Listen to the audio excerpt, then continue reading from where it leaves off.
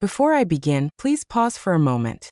If you have ever argued with someone you love and thought, you still have time. Like this video and subscribe. Not for me. For the moment you might remember too late. I am his mother. And this is the story I never wanted to tell. My son was not a difficult child. He was loud, curious, impatient with the world. He asked too many questions and accepted too few answers. People called him stubborn. I called him exhausting.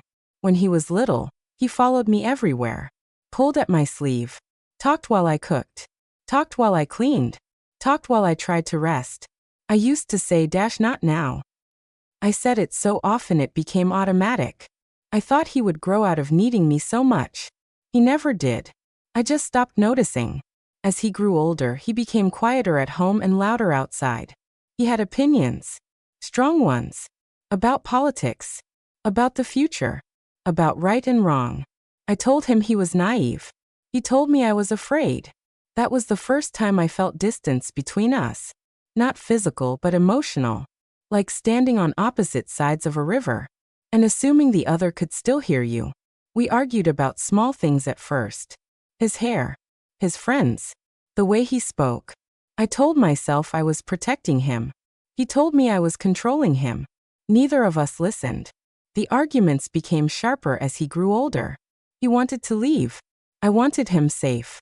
He talked about duty, about responsibility, about standing up when it mattered. I talked about survival. I said you don't understand how cruel the world is. He said you don't understand how cruel it becomes when people do nothing. I thought he was accusing me. Maybe he was. The last argument started over something insignificant. It always does. He came home late. I asked where he'd been. He said it wasn't my business anymore. I raised my voice. He raised his. I told him he was ungrateful. He told me he was tired of never being enough. And then I said the sentence I would trade my life to take back. I said if you leave this house, don't come back crying. He looked at me for a long moment. Not angry. Not dramatic. Just disappointed. He said I wasn't crying. I was hoping. Then he left. He didn't slam the door. He didn't shout. That scared me more than anything else. Days passed. Then weeks. We spoke only in short messages. Practical. Cold. I told myself he needed space. I told myself he would come back when he cooled down. I didn't call. I waited. Waiting felt easier than admitting I was wrong. Then the war intensified. He messaged me one night. I'm going to enlist. I stared at the screen until my hands went numb. I typed 1,000 replies and erased them all. I wanted to beg. I wanted to apologize. Instead I wrote, do what you think is right. That message haunts me. He replied, I wish you'd say you're proud of me. I didn't answer. I told myself I'd say it later. When things calmed down. When he came home. He left for the front without seeing me. The first time I heard his voice again was through a bad connection. Wind. Shouting. Metal clanging in the background. He sounded tired. Older. He asked how I was. I said I was fine. I didn't ask how he was. I was afraid of the answer. Our calls were short. Careful. We avoided the past like a landmine between us. The last conversation we ever had was ordinary. Too ordinary. He said he might not have signal for a while. He said not to worry. Then he hesitated. And said quietly, I know we fought a lot. But I never stopped loving you. I swallowed. I said, be careful. That was the last thing I ever said to my son. I didn't say I was proud. I didn't say I was sorry. I didn't say I loved him. The knock on the door came early in the morning. 2 men. Uniforms. Serious faces. I knew before they spoke. The world didn't collapse loudly. It went silent. They said his name. They said words like brave and heroic. They said he didn't suffer. I nodded like a stranger. After they left, I sat alone in the kitchen for hours, staring at the chair where he used to sit. I kept thinking. We were supposed to fix things later. After that morning, life continued in a strange imitation of normality. The house still made sounds. The clock still worked. Morning still came. But something fundamental had shifted. I began to notice him everywhere. His shoes by the door, still dusty. His jacket hanging where he left it, pockets empty except for a crumpled receipt. The mug he always used, chipped on the rim. I told myself not to touch these things, as if moving them might erase him. We started talking more after he left. Not like before. Not arguments. Not lectures. Careful conversations. Measured words. He would call when he could. Sometimes from places I didn't recognize. Sometimes with silence behind his voice. I asked about the weather. About food. About sleep. Safe questions. He answered politely. Briefly. One day he asked, "Do you still think I made a mistake?" The question caught me unprepared. I said, "I think you're doing what you believe in." That wasn't an answer. We both knew it. He didn't push. That was another thing that changed about him. He stopped trying to convince me. When he was younger, he needed my approval like air. Now he spoke as if he'd learned how to breathe without it. That realization hurt more than any argument. Sometimes he sent photos. Not dramatic ones. Just small moments. A cup of coffee on the ground. A sunrise behind damaged buildings. A blurry image of his boots. I studied every detail, trying to read his state of mind between pixels. I wanted to tell him I was scared, but I didn't want to be another weight on his back. So I said things like, "Stay safe. Eat properly. Call when you can." Motherly words. Empty words. Once during a longer call he laughed. I hadn't heard that laugh in months. It startled me. I asked what was funny. He said, "I just remembered how angry we used to get over nothing." There was no bitterness in his voice. Just distance. I said, "I wish I had handled things differently." There was a pause. Then he said, "We both said things we didn't mean." I wanted to say no. I meant them. And that was the problem. But I stayed silent. He started talking about his childhood. Small memories. How I used to wait for him after school. How I packed lunches even when he pretended he didn't care. How I sat beside him when he was sick. I had forgotten those moments. He hadn't. That realization frightened me, because it meant the love had always been there, hidden under layers of pride and fear. One night he said, "Do you remember when you told me I could be anything?" I did. He was 6, standing on a chair. "Déclaring impossible dream." I said yes. He said, "I think I believed you more than you believed me." That sentence stayed with me long after the call ended. I began writing messages I never sent. Long apologies. Confessions. Admissions of fear. I erased them all.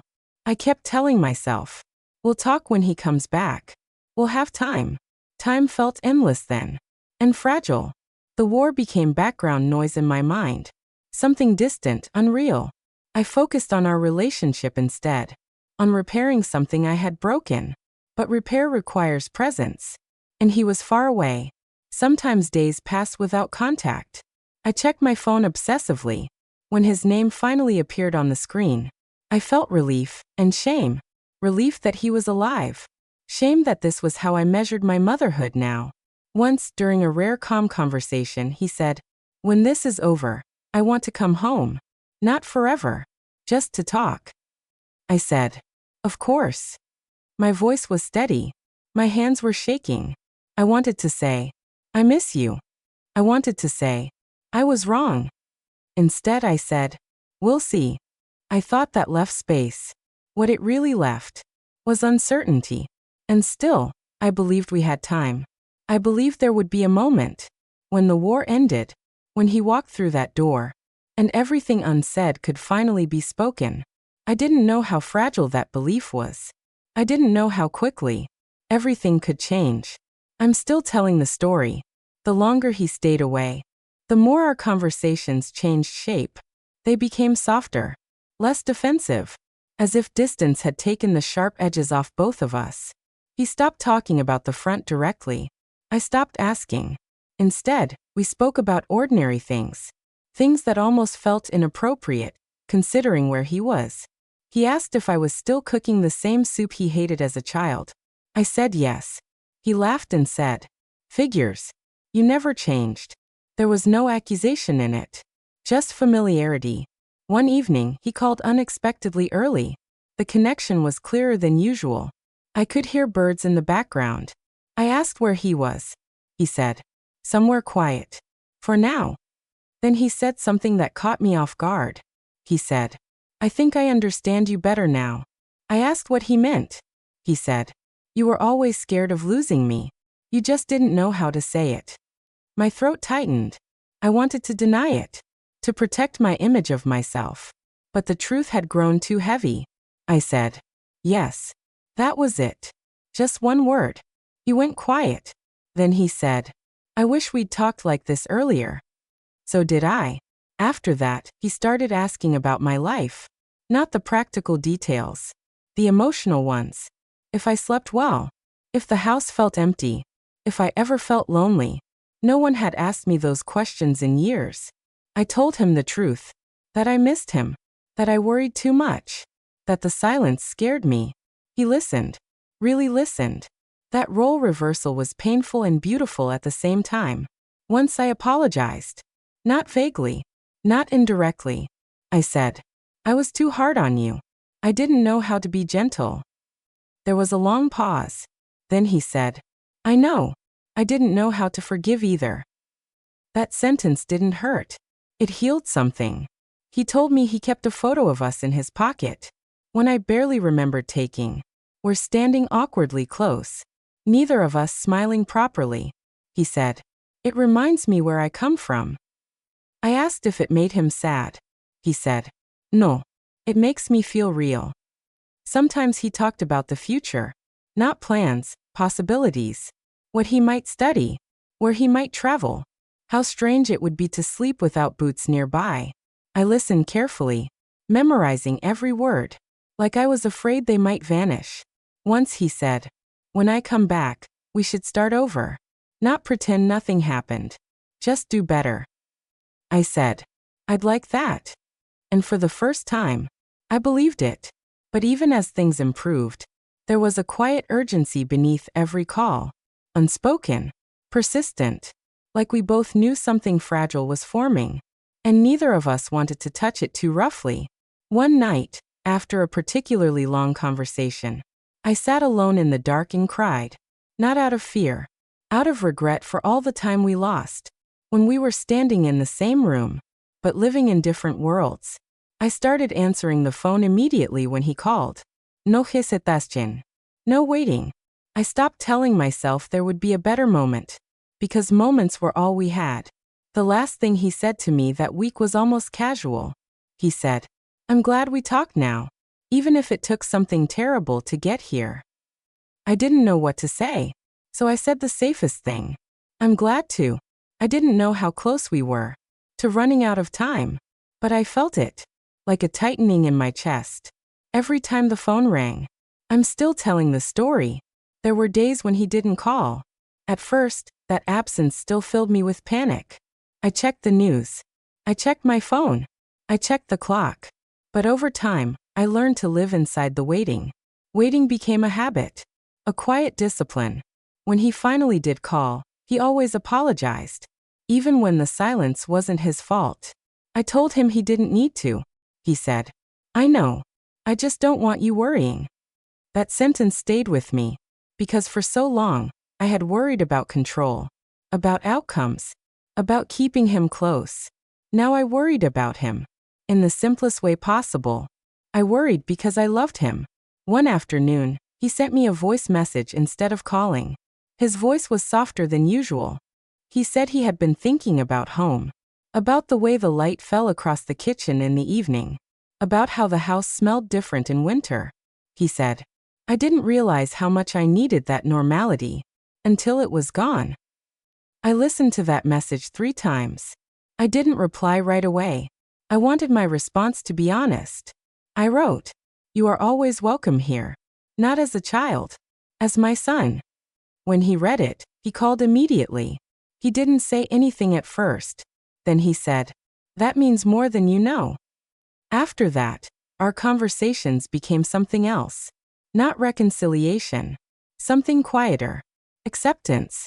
We stopped trying to rewrite the past. We focused on being present in whatever form we could manage. He told me about the people he served with. Not names. Just impressions. How tired they all were. How close. How fragile.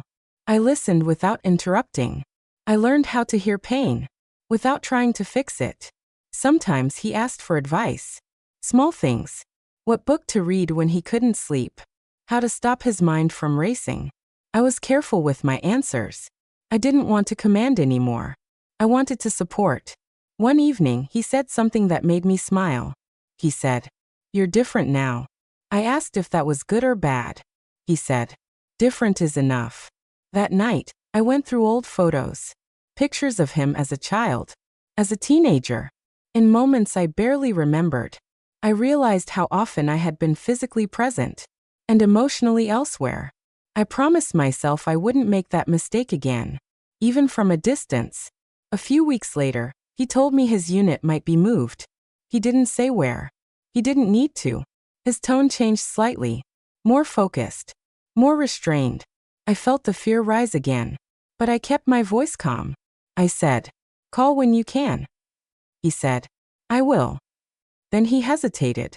He said, "I'm glad we didn't leave things the way they were." So was I. That night, I sat in his room. Not touching anything.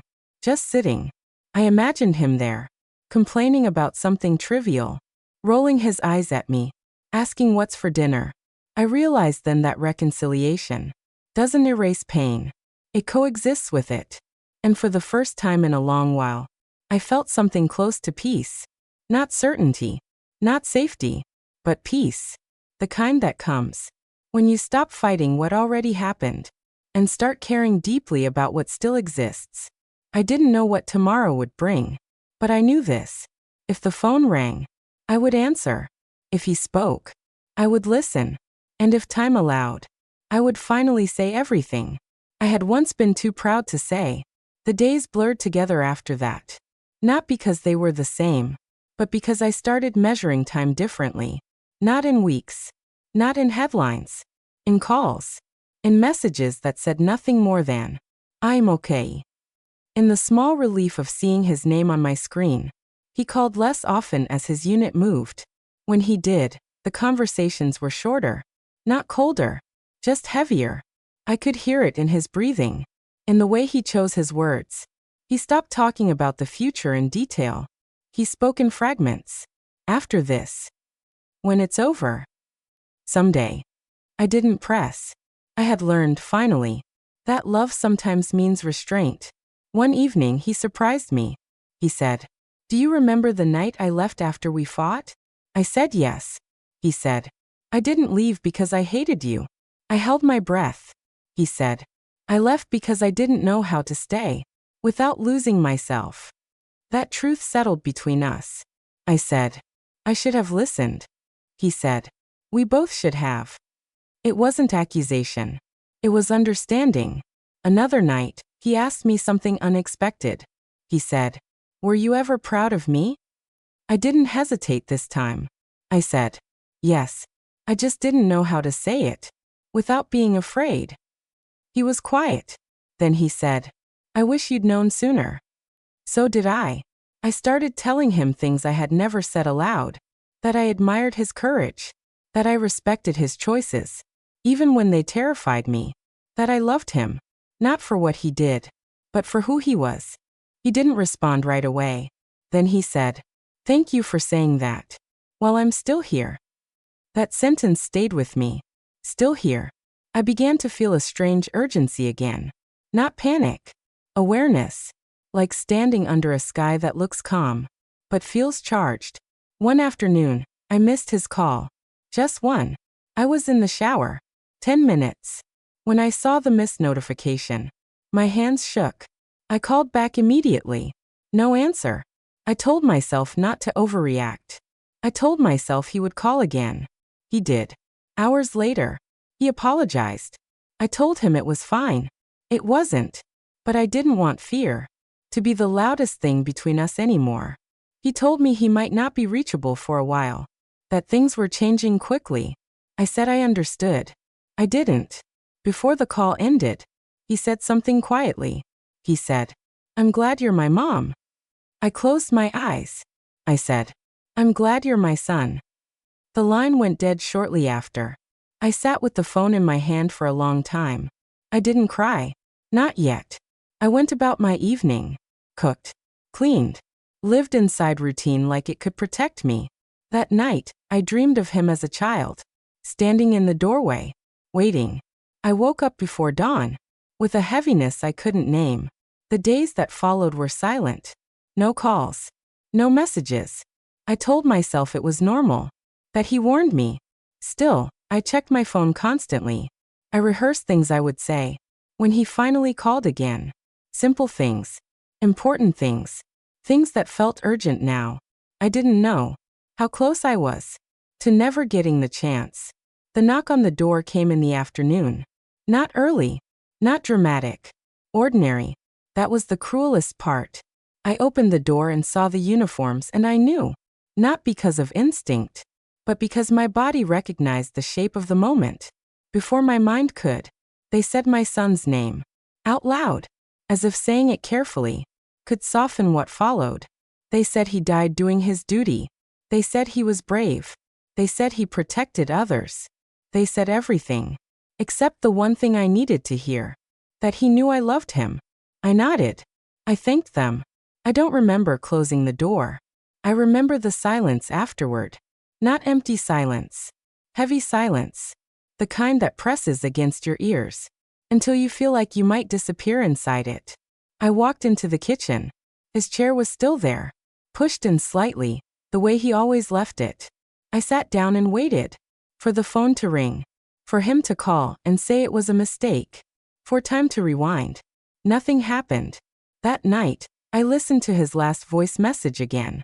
The one where he said, I'm glad you're my mom. I pressed replay until the words stopped sounding like language and started sounding like memory. I realized then that our last conversation hadn't been an argument. It had been almost enough. Almost. I found the messages I never sent. The apologies. The pride. The love. They sat there, unsent. Like proof that timing matters more than intention. People told me to be proud. People told me he was a hero. I nodded again. But pride doesn't warm an empty room. And honor doesn't answer when you call his name. By accident. I replayed our fights over and over. Not the loud parts. The pauses. The moments where I could have chosen softness. And chose control instead. The moment I told him not to come back crying. He never did. Now I understand something I didn't then. Children don't remember every word you say. They remember the last ones. And the last thing I said to my son before he left wasn't love. It was distance. If I could speak to him now, I wouldn't lecture. I wouldn't warn. I would say the simplest thing. I was always too afraid to say out loud. I was proud of you long before the war. I loved you even when I didn't know how to show it. You never needed to prove anything to me. But regret doesn't travel backward. It lives forward. I wake up every day and choose to live with the weight of what I didn't say and the comfort of what we managed to heal. Just in time. Not enough time. But some. And if someone is listening to this story right now, standing in the middle of an argument, thinking there will be another call, there might not be. Say the thing. Lower your voice. Choose love while it can still hear you. Because someday, you might be standing in a quiet kitchen, listening to a phone that will never ring again, wishing you had one more chance to say everything that mattered. I would give anything for that chance.